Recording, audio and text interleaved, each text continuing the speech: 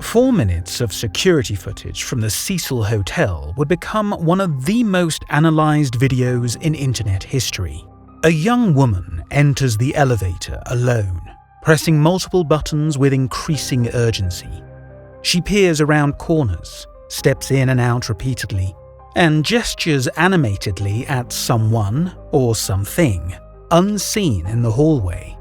In her final moments on camera, 21-year-old Canadian student Elisa Lam appears to be having a conversation with an empty corridor before vanishing without a trace. Through surveillance footage, social media posts, and disturbing hotel incidents, investigators would uncover the haunting story of a bright college student's final days at Los Angeles' most infamous hotel. But the true horror wouldn't be revealed until 18 days later, when guests began complaining about the strange taste of the hotel's water supply, and maintenance worker Santiago Lopez made a discovery that would shock the world. What really happened to Elisa Lam at the Cecil Hotel? The answer lies somewhere between mental health, true crime, and the dark history of one of downtown Los Angeles' most notorious buildings. Born on April 30th, 1991 in Vancouver, British Columbia, Elisa was the daughter of David and Yina Lam. Her parents had immigrated from Hong Kong and established themselves in Canada, opening a restaurant in the suburb of Burnaby. Growing up, Elisa was bright and ambitious, attending University Hills Secondary School before pursuing higher education at the University of British Columbia. But beneath her everyday life, Elisa was fighting personal battles. Through her blog, Ether Fields, she shared not only her passion for fashion, but also her struggles with mental health. She had been diagnosed with bipolar disorder and depression, managing her conditions with medications like Wellbutrin and Lamictal. In January 2013, against her parents' wishes, Elisa embarked on what she saw as an adventure, a trip to Los Angeles. Her destination, the Cecil Hotel. But the Cecil was far from an ordinary establishment. Built in 1924 as a luxury hotel in downtown LA, the Cecil Hotel's history mirrors the city's darker evolution. The Great Depression transformed the surrounding area into Skid Row, and the hotel's grand corridors became witnesses to numerous tragedies and fatalities. Even serial killers like Richard Ramirez and Jack Unterweger had once called it home. In 2011, the Cecil Hotel rebranded part of its building as the Stay on Main Hostel while maintaining its residential hotel rooms. This is where Elisa checked in, booking a bed in a shared room.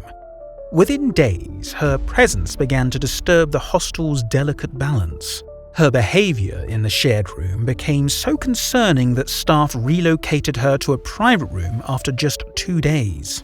Before leaving the shared space, she left unsettling notes for her roommates. Get out, go home. And she had locked them out while demanding passwords for re-entry.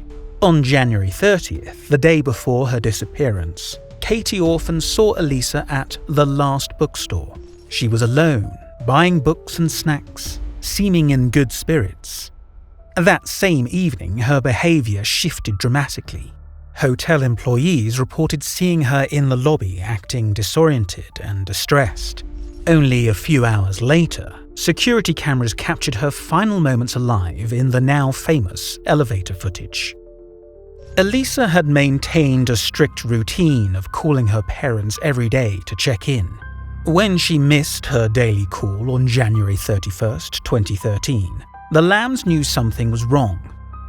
She was supposed to check out of the Cecil that day and continue her trip to Santa Cruz. Her parents tried repeatedly to reach her cell phone, but calls went straight to voicemail. Within hours, they contacted the LAPD to report her missing. David and Yina Lam flew from Vancouver to Los Angeles, where they worked with police to distribute flyers around downtown LA. and conducted interviews with local Chinese language media to raise awareness about their daughter's disappearance. For 19 days, Elisa's whereabouts remained a mystery. Then, guests of the Cecil Hotel began complaining about the water. Low pressure, strange taste, unusual colour. On February 19th, maintenance worker Santiago Lopez went to investigate. Following standard protocol to investigate the water complaints, Lopez took the elevator to the 15th floor, then climbed the stairway to the roof using his key to bypass the hotel's security door and alarm system. When Lopez reached the hotel's roof, he noticed something unusual. One of the 4 large water tanks stood with its hatch open. Peering inside, he found the body of Elisa Lam floating face up in the dark water, just inches from the top of the tank. Her belongings, a red hoodie, black shorts, watch, hotel keycard, and student ID, drifted separately in the water. To understand how Elisa reached this location, investigators had to reconstruct a complex path.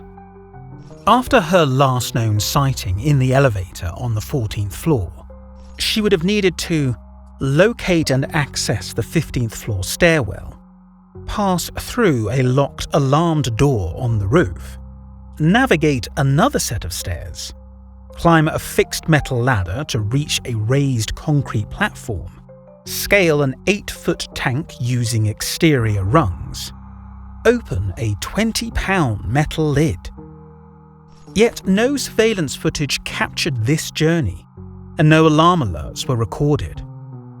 The Los Angeles County Coroner's Office spent months examining every detail. Their June 2013 report concluded Elisa's death was an accidental drowning, with her diagnosed bipolar disorder listed as a significant factor. Toxicology results showed only therapeutic levels of her prescribed medications. No alcohol or illegal substances were found in her system. The Lam family sought answers through legal channels, filing a wrongful death lawsuit against the Cecil Hotel. They argued that the hotel should have made the water tanks inaccessible, given the building's history.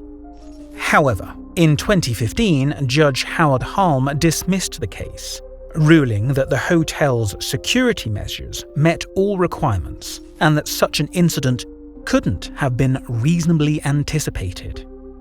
Today, the Cecil Hotel stands as a designated historical cultural monument, closed since 2017 for renovations. But the circumstances of Elisa's death continue to raise troubling questions. How did she bypass multiple security measures? Why were her clothes separated from her body? What explained her unusual elevator behavior? The story of Elisa Lam reflects deeper truths about urban isolation, mental health challenges, and the vulnerable nature of solo travel. While some questions may never be answered, her story prompts us to consider how such tragedies might be prevented in the future. Every crime has a story. Every story has a lesson.